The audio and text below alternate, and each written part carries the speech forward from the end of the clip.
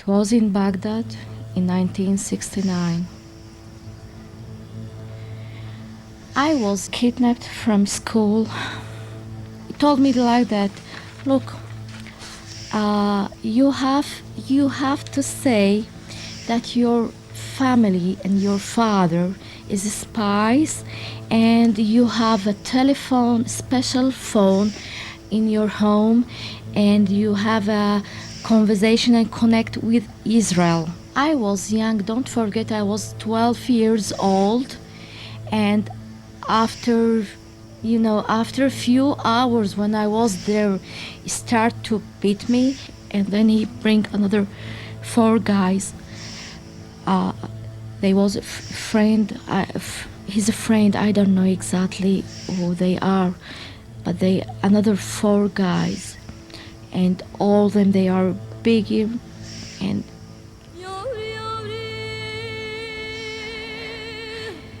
they was very happy to do it because Khalil told them, just do it and enjoy yourself, because she is a young Jewish girl. And he going again, and he said 2-3 times, this is the last thing that I hear in my nose, that enjoy yourself. He told to each body to enjoy herself, because she is the young and the virgin girls, and she's a Jewish. She enjoyed it.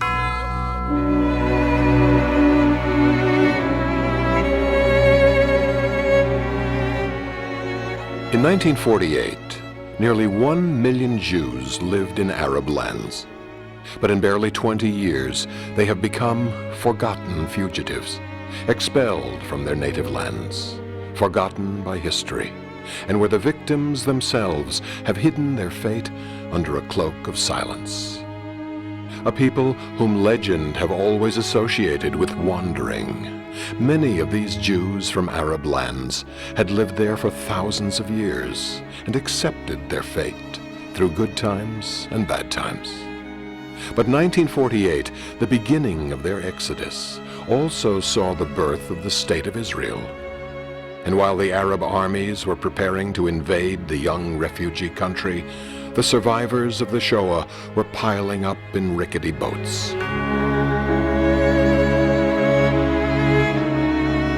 Meanwhile, a few 100,000 Arabs from Palestine were getting ready to flee their homes, convinced that they would return as winners and conquerors.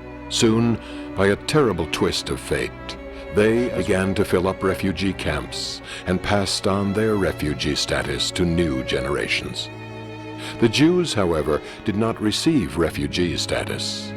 They had just rediscovered the land of their birthright. And if they came from Morocco, Algeria, Tunisia, Libya, Egypt, Syria, Iraq, or from Yemen, if they had lost everything, even their relatives and their cemeteries, they were ready to rebuild their lives in the West, and for many in Israel, without ever asking for compensation or the right of return, or even wishing that their story be told. And we would have liked to be Arab Jews. If we abandoned the idea, it is because throughout these centuries, the Muslim Arabs systematically prevented its realization by their contempt and cruelty. It is now too late for us to become Arab Jews. By the time the Jews have left from the Middle East and North Africa in 1948, they were under 1 million Jews. And you question what happened to them.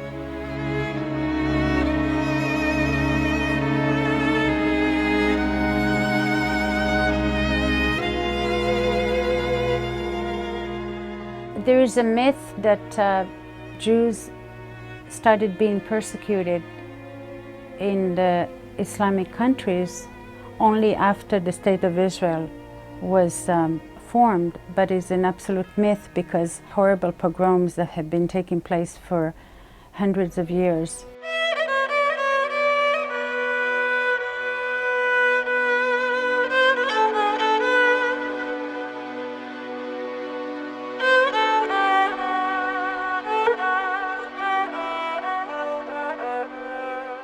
People ask me if I would go back to Libya. My answer is usually the same.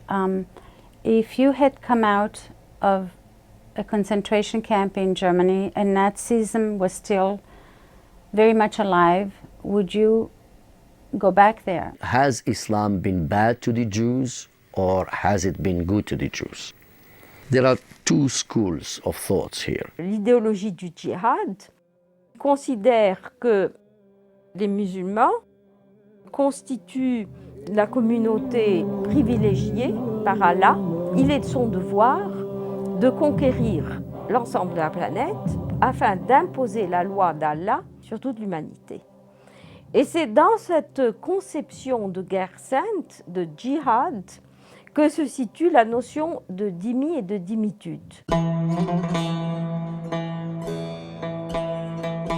Un jour, le grand pacha, c'était le pacha qui était le gouverneur de Tripoli, il a entendu dire qu'il y a quelqu'un dans la synagogue qui chantait d'une manière fabuleuse.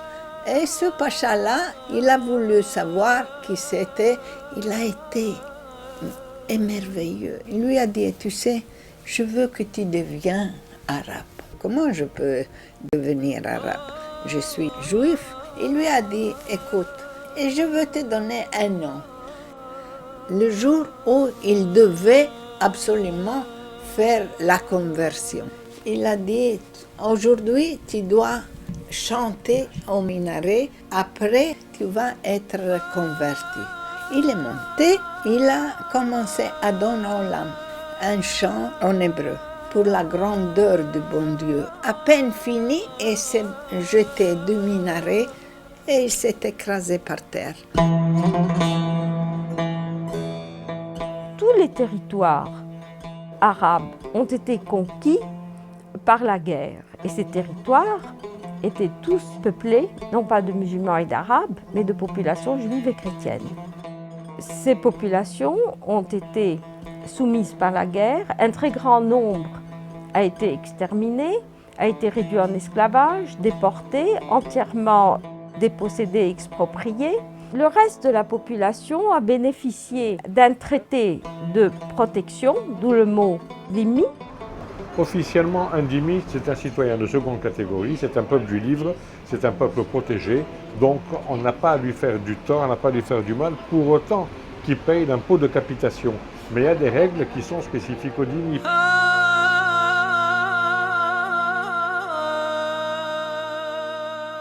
After the Arab conquest in the 7th century, if you were a Jew or Christian or Copt, had to live under very strong restrictions. For example, you were not, as a dhimmi, you were not considered a citizen of the country.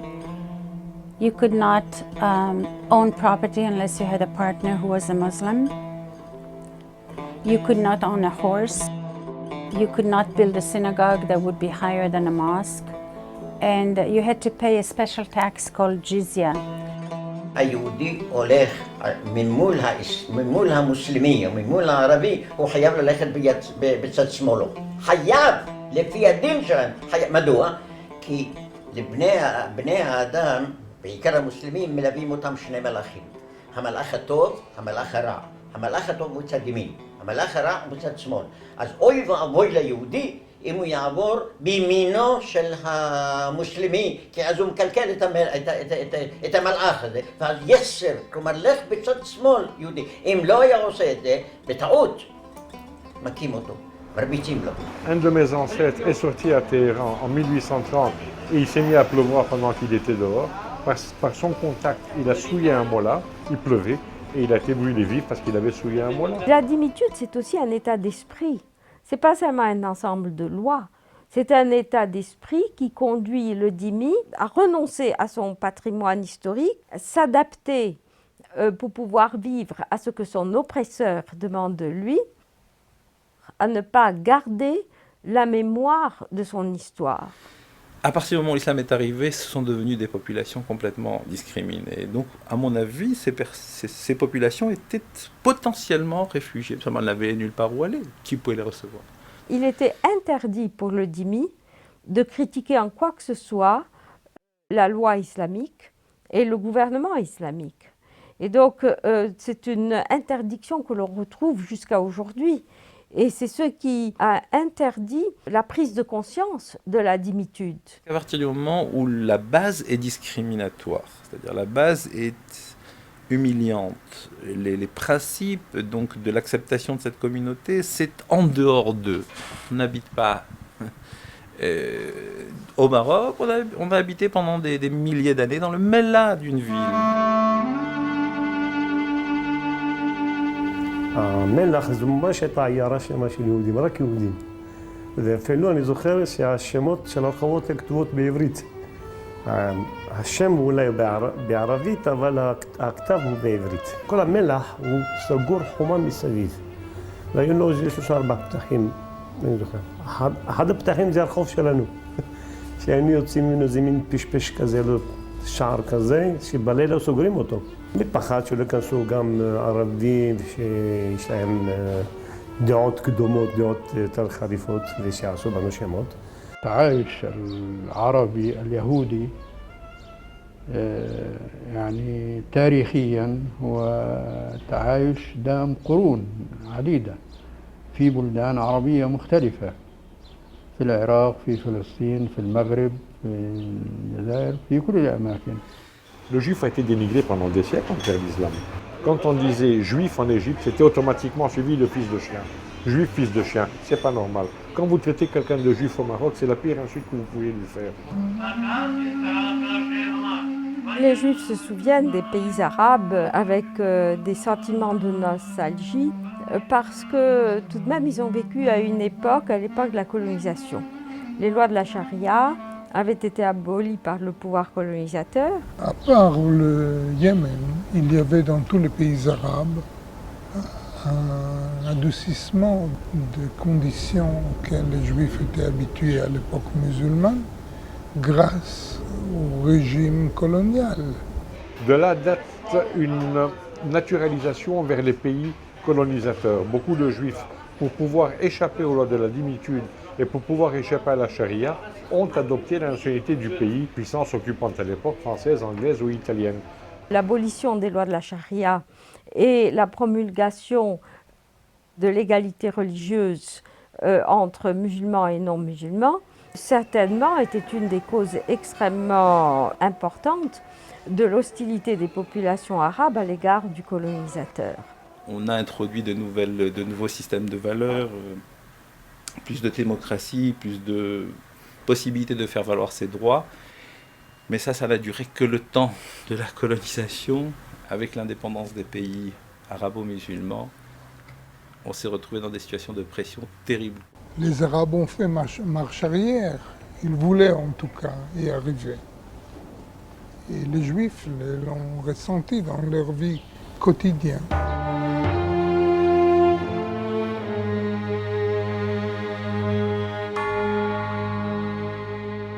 Dans les années 30, déjà, il y avait des accusations à l'égard des Juifs, des accusations de crimes rituels.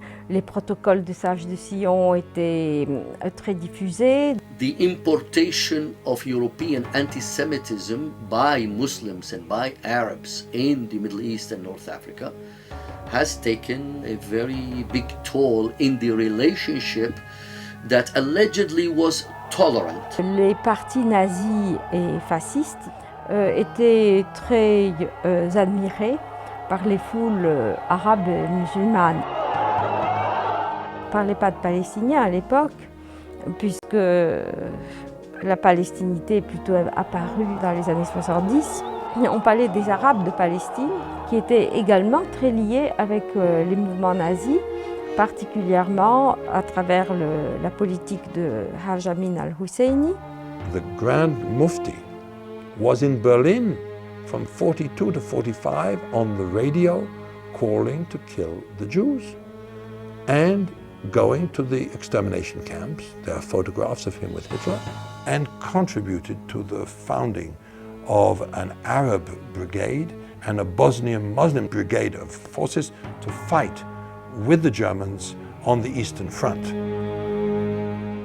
Il y a eu la révolution également en Irak, n'est-ce pas, de Rachid al-Kilani, une révolution pro-nazi. Iraq was the only Arab country who has a pro-Nazi regime for almost a year.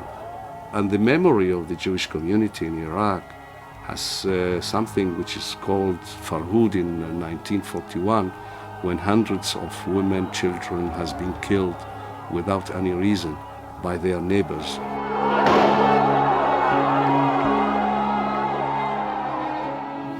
יהודים נרצחו באוטובוסים, נרצחו בבתים, נשים רבות נאנסו, מאות נפצעו, וסך הכל נהרגו 137 יהודים. נפלו הערבים על היהודים, כן, כשאני, אישה בהיריון, פותחים לה את הבטן ומוציאים את הפג מבטנה. או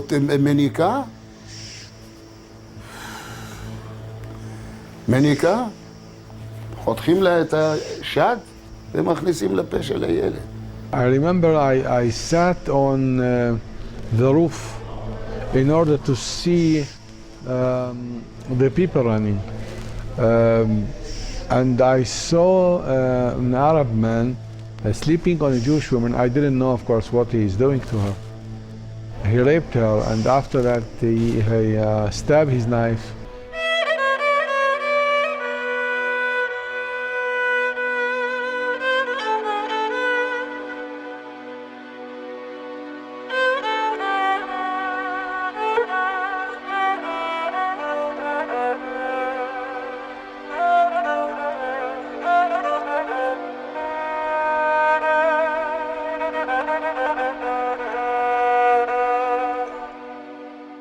En Égypte, il y avait toute une communauté néo-nazie qui a réorganisé le système de terreur à l'encontre des Juifs.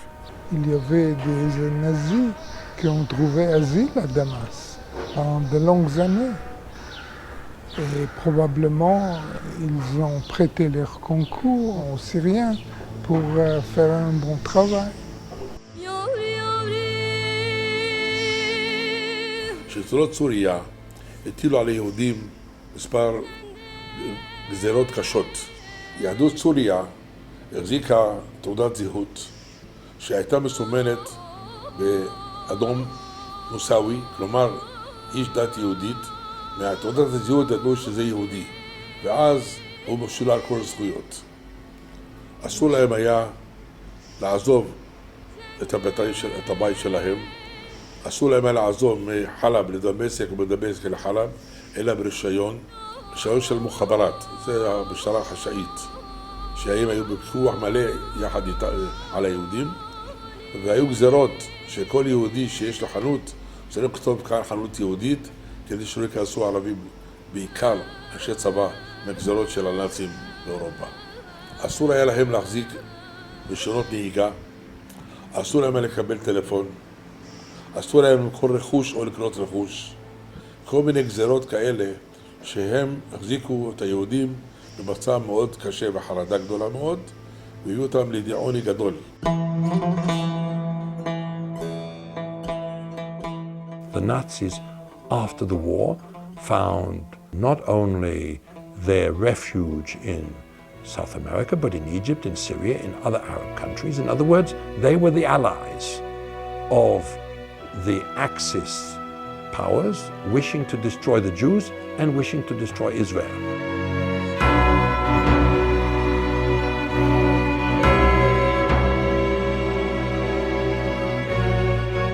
Элементарных прав еврейского народа объясняет стремление евреев к созданию своего государства.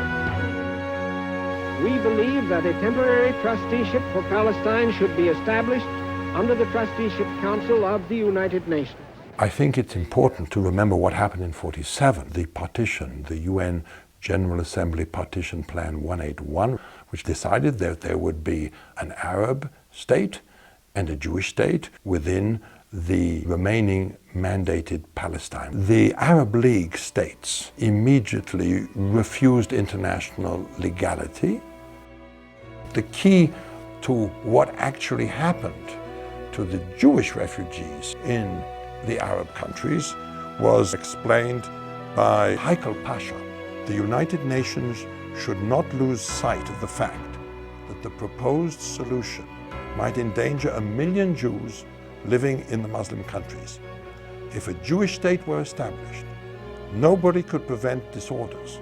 Riots would spread throughout all the Arab states and might lead to a war between the two races. Les paroles de Haikal Pasha avaient un effet immédiat dans les rues et dans les masses.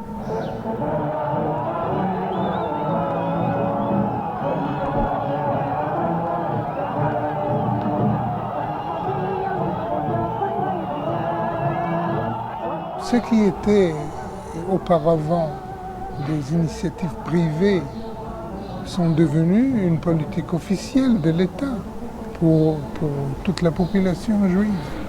Au Caire, les Juifs ont été attaqués par des foules, alors qu'auparavant, il y avait une discipline, il y avait une autre. Donc, les bas-fonds étaient stimulés et par les paroles de Haikal Pasha et par la conduite des autorités locales. France, yes. South Africa, yes. Soviet Union, yes. Quand il y a les déclarations de partage de la Palestine, il y a eu une vague d'émeutes dans pratiquement tous les pays arabes qui sont portés contre la communauté juive. Le gouvernement égyptien a destitué de la nationalité tous les juifs qui avaient été naturalisés égyptiens après 1922. Il fallait prouver avoir une présence ininterrompue depuis 100 ans en Égypte pour pouvoir avoir une nationalité juive qui n'existait pas à l'époque.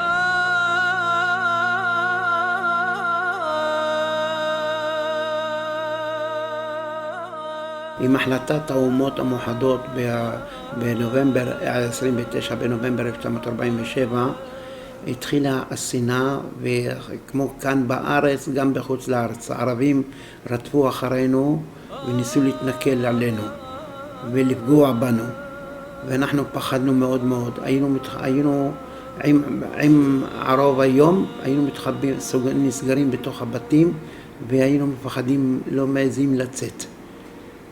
ולא היינו מעזים לצאת. כמובן שאנחנו השתדלנו בכל האפשרויות לעלות ארצה. אמרה אמא שלי לשכן, אמרה לו, אם יהיה מוראות, אנחנו נתחבץ לך. אומר לה, לא, אנחנו כפר אויבים, לא חברים כמו פעם. אתם רוצחים אותנו בירושלים, ומלחמה, איך את רוצה? אמרה לה, אם אני אהיה חבר טוב שלכם, גם אותי ירצחו. לפתע פתאום, אני נמצא בטרצה, בבית, הייתי בגיל 13, ומתחילים מאות אלפים, לא עשרות, מאות אלפים, לבוא לעבר הרובע היהודי. התנפלו על היהודים במקלות.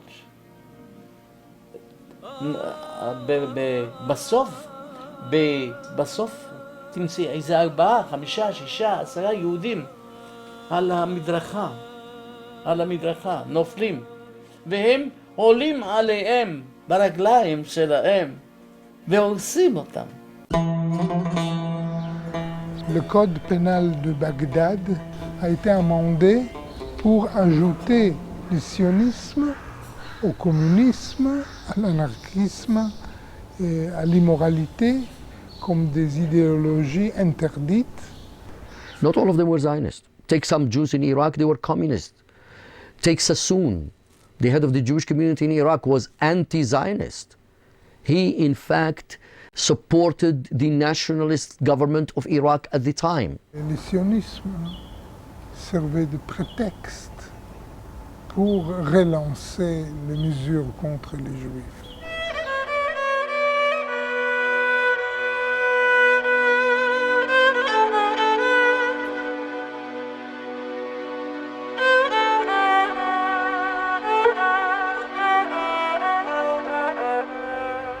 אנו מכריזים בזאת על הקמת מדינה יהודית בארץ ישראל.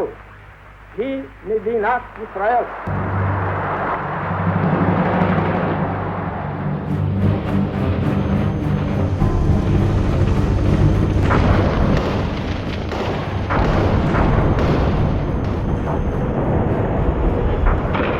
À la déclaration d'indépendance de l'État d'Israël, les 5 États arabes ont envahi le jeune État. Even if they are not dhimmi communities in the Arab states, they are now a dhimmi state in the Middle East. La situation ne s'est pas développée selon les prévisions des États arabes. Arabs were there because of right. They are descendants of the very people who lived in Palestine for thousands of years, even before the Jews were there. Had they accepted the Arab and the Jewish state, there would have been no refugees either from what was to be the Jewish state, nor would there have been probably Jews forced to leave the Arab countries.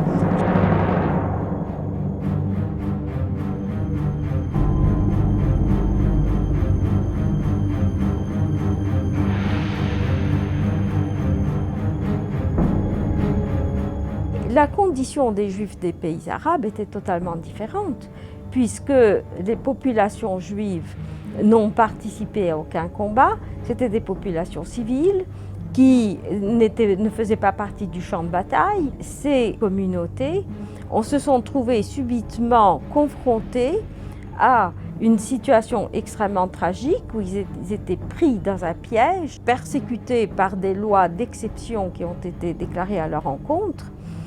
Du jour au lendemain, expulsés, leurs biens séquestrés, des femmes violées dans les quartiers juifs, des hommes tués. I was a very small boy at the time, and I still remember the fear that we had, that in every moment mobs will come and invade our house and kill every Jew that they met, even young children of 6 months, women, old people. Most of the Arab neighbors with whom some of the Jewish families has very good relationship didn't come and help. Some of them even took part in the this kind of massacres that they happened, and a lot of questions had started to develop between the Jewish community. Le fermier, il a levé le couteau sur mon papa. Mon père lui a pris le couteau, il lui a dit « Tu n'as pas honte, je t'ai recueilli par la rue, tu avais faim et tu étais nu, et maintenant tu es devenu grand, je te fais marier, tu as des enfants chez moi comme mes enfants, tu n'as pas honte ?» Il a demandé pardon, il a dit « Tu sais, mon patron, c'est comme ça tous les Arabes, maintenant fais attention à sortir, toi. » Parce que les Arabes, ils vous détestent.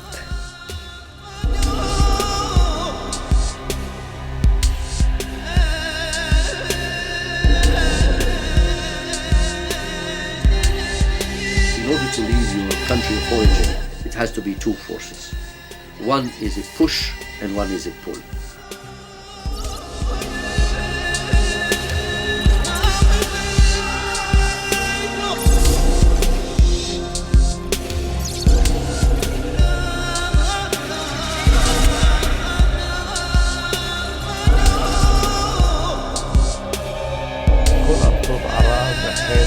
סוריה ותימן ומורוקו ולוב ותוניס וכל אלה ומצרים.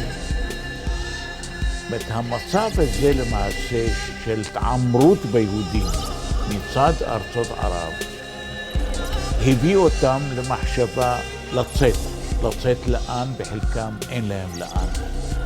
עד ש-49, 48 קם מדינת ישראל, היו שתי פעולות.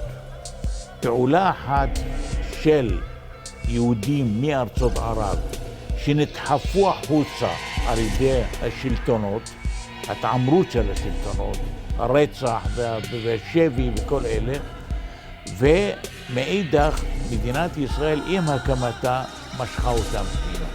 The push was very, very much in 1948 and 49 and 15, 52 and 53 and 54. And these people had to leave without having a choice to remain. It was a question of survival. You couldn't stay.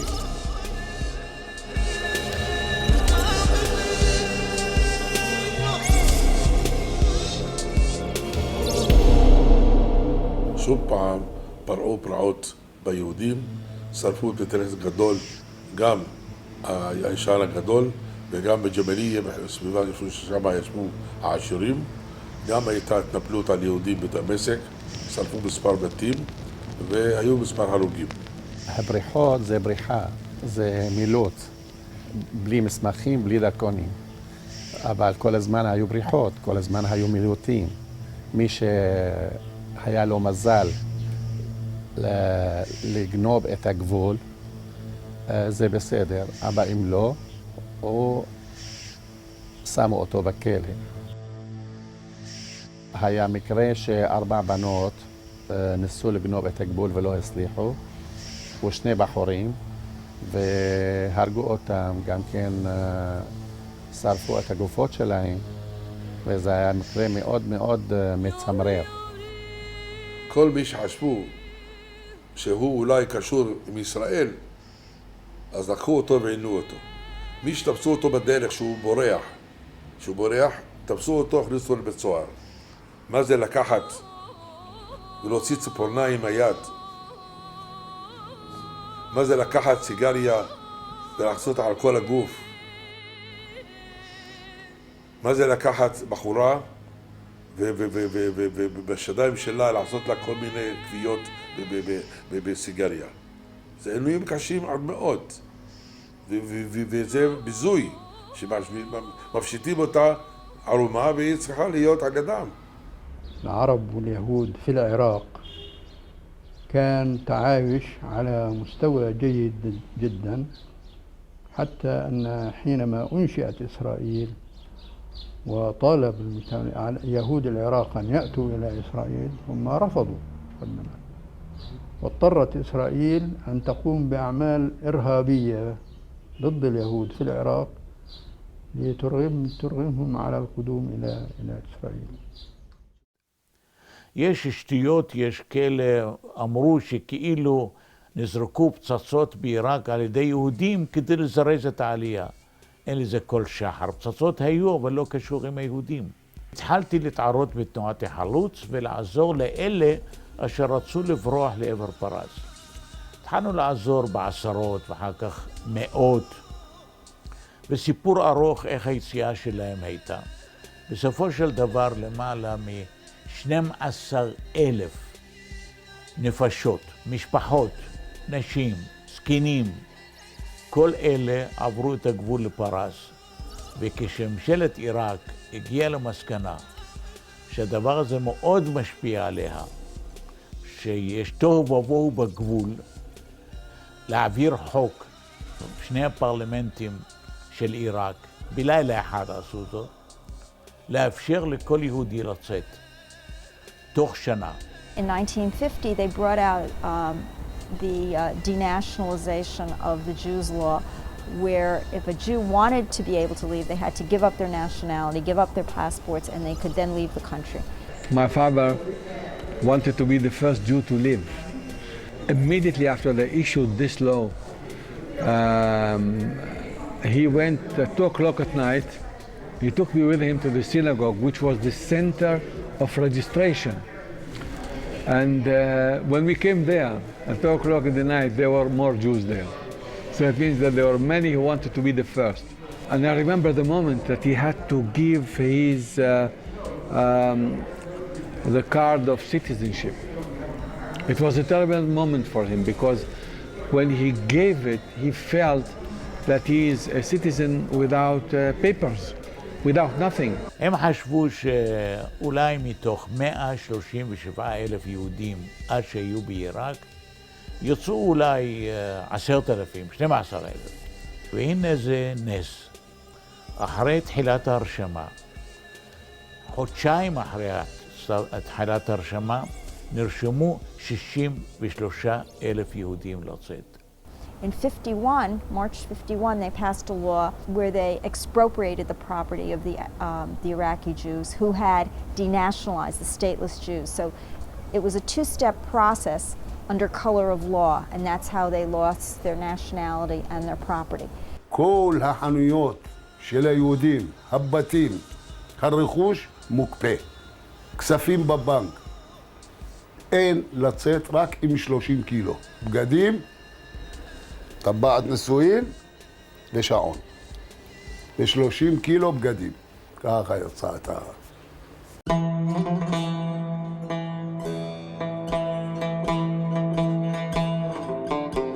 תימן הרי קרובה לסעודיה. יהודים בסעודיה לא קיבלו את מוחמד, ועד היום הם שונאים את היהודים מפני שהיהודים לא קיבלו את תורתו של מוחמד, אף על פי שמוחמד הוא למד ניצות מהיהודים. יש שנאה, יש בני אדם שהם מראים שהם טובים, אבל השנאה היא בלב. בטח שאנחנו היינו מרגישים, הולכים משפלים ככה, או סובלים.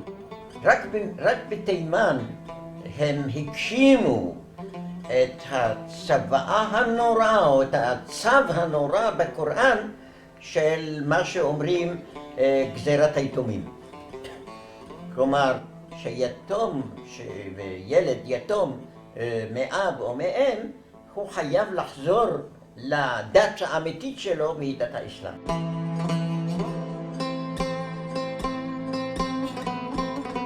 אנחנו אוהבים את ארץ ישראל, תמיד, והיינו רוצים לעבוד לפני בערך 40 שנה משהו כזה, אכלנו הבתים שלנו, כלומר, אכלנו הכל. והנה היהודים האלה, שאף פעם לא ראו מכונית בחייהם, פתאום אומרים להם, אתם תטוסו. אתם תטוסו מעדן לארץ ישראל. המטוס הראשון יצא ביום ראשון. בשבת לפני זה קראנו את פרשת יתרו. פרשת יתרו כתוב, ואשא אתכם על כנפי נשרים ואביא אתכם אליי. ויהודי תימן, כיוון שהם אנשי תורה ואנשים מאמינים, אז בשבילם על כנפי נשרים, כלומר המטוס היה טבעי. לכן אני לא אשכח איך נכנסו למטוס, כאילו הכניסו לאבא שלהם, הכניסו לבית שלהם, הכניסו לחדר שלהם, הכניסו למטבח שלהם. כלומר לא הייתה שום התרגשות. שום התרגשות לא הייתה להם. הם הכניסו את זה באופן טבעי. מדוע? כי כתוב, ואשא אתכם על כנפי נשרים. אני האמנתי בזה, הנה הוא, הנה זה מתקיים. אין הבדל בין אמונה לבין מציאות. האמונה והמציאות זה שני צדדים של אותה מטבע. אין הפרש. זה מה שהחזיק אותם. 50,000 יהודים במשך שנתיים באו לארץ ישראל, ואף אחד לא, הייתי אומר, לא השתגע, לא נפל.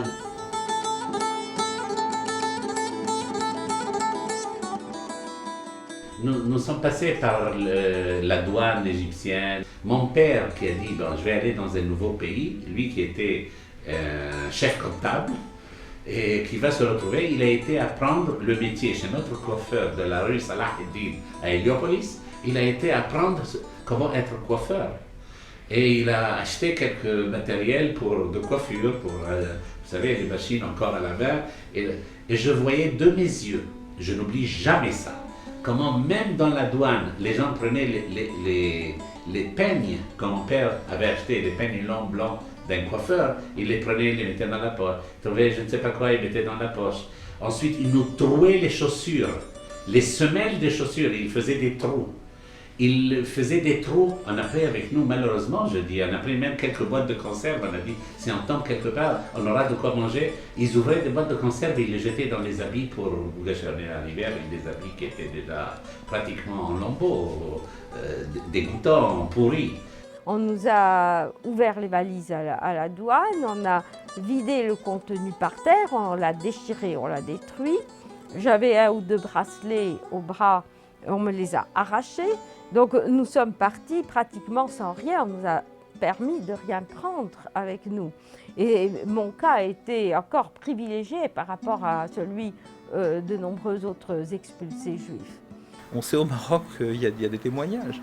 Des villages entiers sont partis au bout d'1 heure. On sait qu'il y avait par exemple la visite d'un délégué israélien, mettons de l'agent juif ou autre, qui arrivait dans un village, qui était reçu par le rabbin comme c'était de coutume, qui l'invitait à déjeuner. Et à l'issue du déjeuner qui durait 1 heure, en sortant de la maison du rabbin, cette personne trouvait tout le village avec un petit baluchon sur le dos qui attendait le départ. On s'en va. So you had from all the Muslim world, certainly about 1,150,000 Jews, of which today there are certainly under 5,000 left in the Arab Muslim world and about 20,000 in Turkey.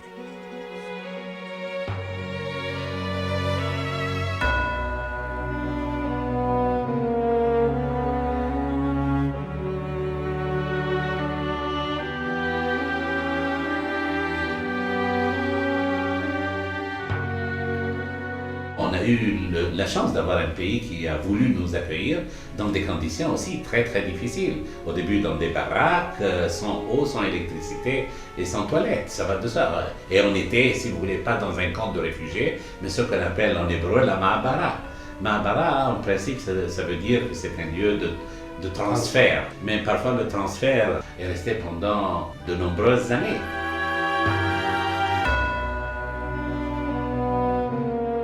They were refugees in the sense that they left their homes and most of them came penniless, without any resources.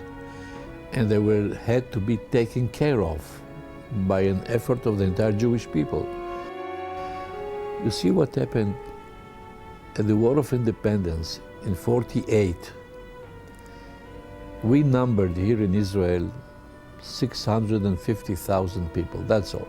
But in 4 years, we accepted, and we received here an immigration of 750,000, which means a growth of 120% of the population in 4 years. It never happened anywhere in the world as we know. נתנו לי חצי אוהל. והיה חורף וגשם ונכנס המים מפה יוצא משם והייתה לי הבת שלי תינוקת אחרי 3 ילדים שמתו לי לפניה והייתה ככה קטנה והייתי כל הזמן תופסת אותה ככה ונתנו לנו לשים אותה בבית תינוקות ולא רציתי וגם היה קשה מאוד היה קור והיה זה ואין אוכל כלום, רק תפוחי אדמה, היו אוכלים, מביאים אוכל מהמטבח, נותנים לך בקבוק תה וקצת דייסה. They did not look for refugee status. Israel had to raise more than $12 to $15 billion to rehabilitate these people that were put in shanty towns and ma'barot. We had to start from scratch. We received them. They lived in tents, in barracks, in huts, and they suffered the heat of the summer and the cold of the winter. But we received them as brothers. נשארנו בחיים, והבינו עוד ילדים, והסתדרנו.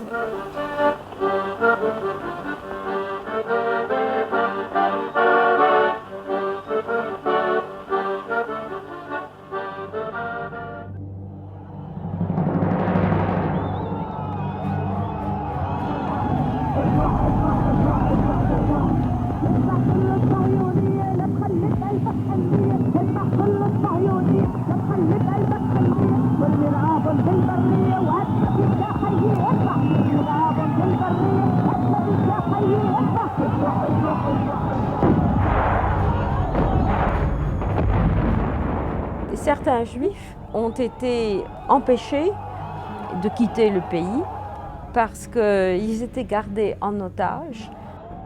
Par exemple, la Syrie essayait de faire des pressions sur l'État d'Israël parce qu'elle avait cette population otage. Chaque fois qu'il y a eu une guerre et chaque fois qu'Israël a gagné cette guerre, heureusement d'ailleurs parce qu'Israël n'a pas droit à l'erreur, il y a eu des vagues d'arrestation, des vagues d'expulsion, des vagues d'internement. يا أسي يا أمجي يا سلاحي ودرعي أنا معك على موعد معي أم كلثوم على موعد معكم في تل أبيب. Moi, ma synagogue, je l'ai vu prendre feu au Maroc. Je me suis levé un matin pendant la guerre de 67 Et c'est moi qui allais prier, et puis je suis arrivé, la synagogue était en train de prendre feu, c'est moi qui ai averti, elle avait pris feu complètement. Et en 67, j'étais confiné chez moi avec mes parents, mes frères, et des milliers, des centaines de milliers de personnes qui défilaient en manifestant en bas de chez nous, nous menaçaient, savaient qu'il y a des juifs habitant dans cette immeuble, vous allez voir, on va vous étrangler, on a vécu pendant des jours et des jours complètement barricadés dans des maisons, on ne pouvait strictement rien faire, surtout pas sortir. ופה, משנת 48, מתלייתו של שפיק עדס המנוח, ועד 73, 65 יהודים נתלו, נחטפו ונרצחו, נרצחו בבתים, כל אלה בעיראק.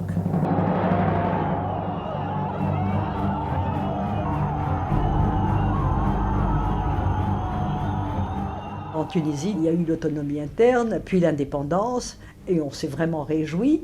Mais cette réjouissance a été de très courte durée parce qu'il y a eu presque aussitôt après les premières guerres en Israël, avec des répercussions bien sûr très violentes. Les synagogues ont été brûlées, des boutiques ont été pillées, et il y a eu des pierres lancées dans les vitrines de la pharmacie. Nous habitions juste au-dessus. J'avais un d'un enfant très jeune encore qui a été terrorisé par, vous savez, il y a une foule qui était massée en bas de l'immeuble et qui criait. Il y avait de l'inquiétude. Vont-ils monter dans l'immeuble? Vont-ils s'arrêter là? Ou bien au contraire, vont-ils s'en prendre aussi aux personnes physiques? Ils ressentaient comme une humiliation la défaite des pays arabes, donc il fallait nous punir de la victoire d'Israël. Consciemment ou inconsciemment, on a toujours su qu'on n'avait pas une place vraiment dans ce pays. Ils ont déporté la communauté d'Alexandrie, ils l'ont amenée au Caire en train pour pouvoir la mettre en prison, et ils l'ont fait défiler dans les rues du Caire en disant voilà les prisonniers israéliens que nous avons capturés. Gaddafi decided to put a highway on the Jewish cemetery in Benghazi. That means I can never find the remains of my grandfather because there is a highway on that cemetery. הכניסו אותי בצינוק מטר עד מטר וחצי בחושך. היה כל 7-8 שעות חקירה. היה מכות חשמל והיה פלקות והיה כל מיני העינויים. היה אתה יהודי, אתה שפל. 4 שנים עברו בזה המצב.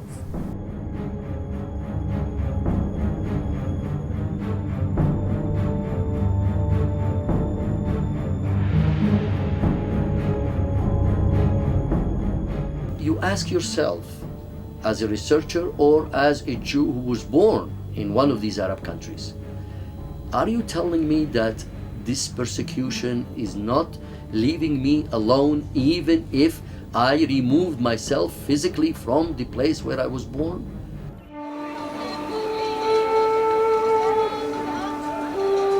عاشوا معايا مزيان وعشت معاهم مزيان. انا مدام شي 40 عام دابا انا هنا. كبرت ولادي شي 25 عام هادي باش من الطراجي عمرهم فرطوا فيا ولا فرط فيهم حتى مشاو مساكن. Il reste actuellement dans les pays arabes 4200 juifs. Ce sont ce qu'on appelle les gardiens du cimetière. Judenrein is a very good word which I've often used, and I think one should know Judenrein meaning without Jews. Today, you can say that in most of the Arab world, you don't have any Jews in Libya, you can have no Jews in Saudi Arabia because it's been forbidden for the last 1400 years. With the exception of 2,000 in Morocco, 1,000 in Sudan, maybe 1,000 in Yemen, there are only tens or 100 here and there, so it's virtually Judenrein.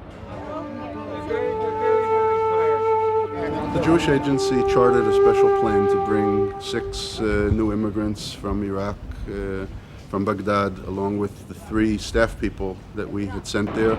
One of them a special emissary of the Jewish Agency, the other 2 people from Hayas, which was I would call our strategic ally in this operation. Well, we obviously would have brought any more that were willing at this time. You have to realize these people are very scared, certainly of the unknown. About you, and you care about the Jewish community here. And these were the 6 that had the courage to get on the plane. We hope that the others will come in their footsteps. We don't know.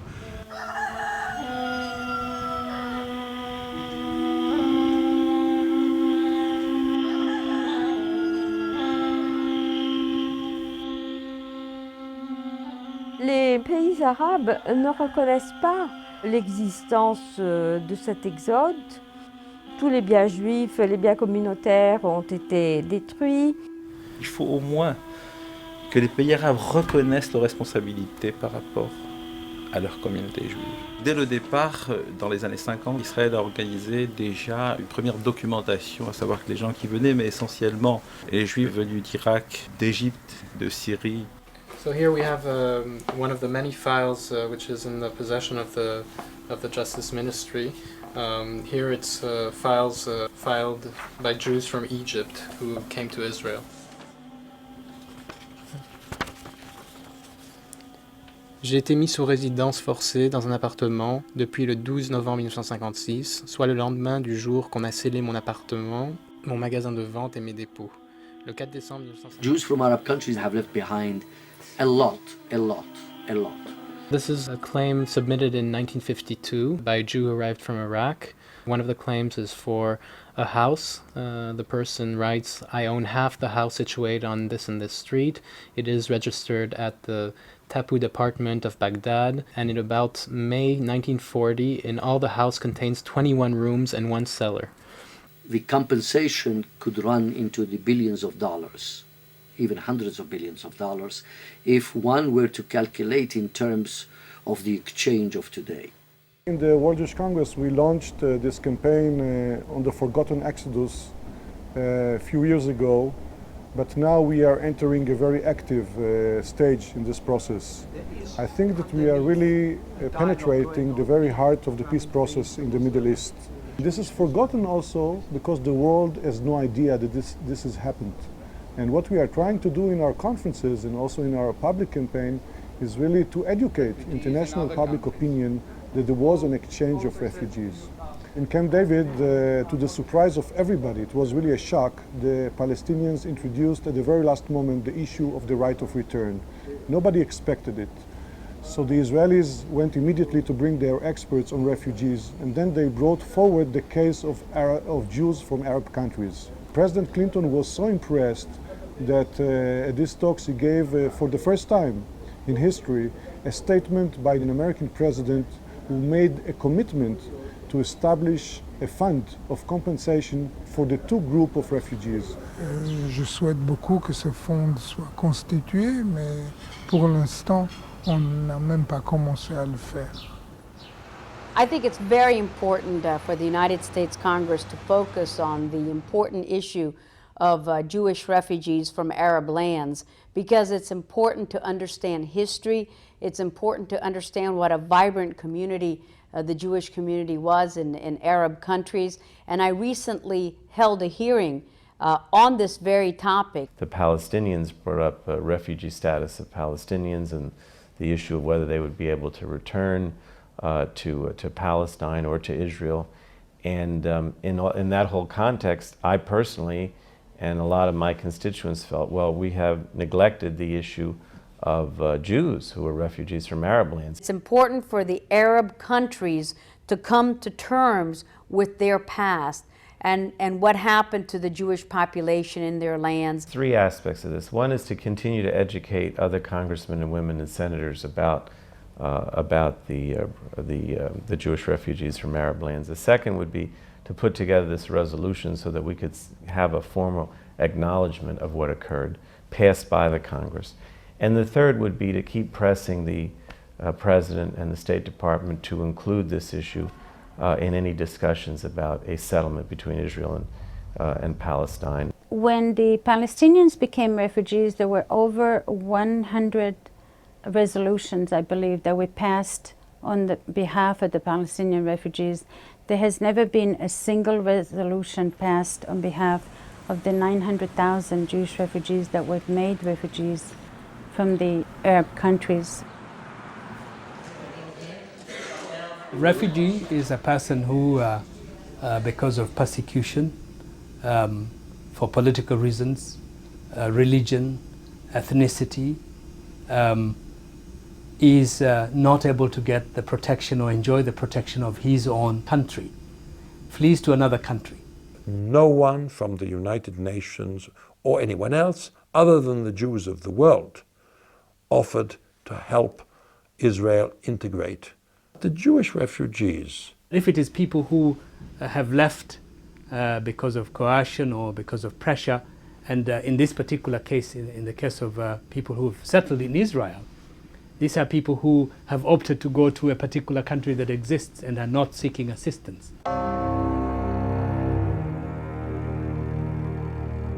The United Nations certainly knew what was going on, but if we were to put our faith in the hands of the United Nations, we would be in very sad hands. Si vous n'écrivez pas votre histoire, il y en a d'autres qui l'écrivent pour vous.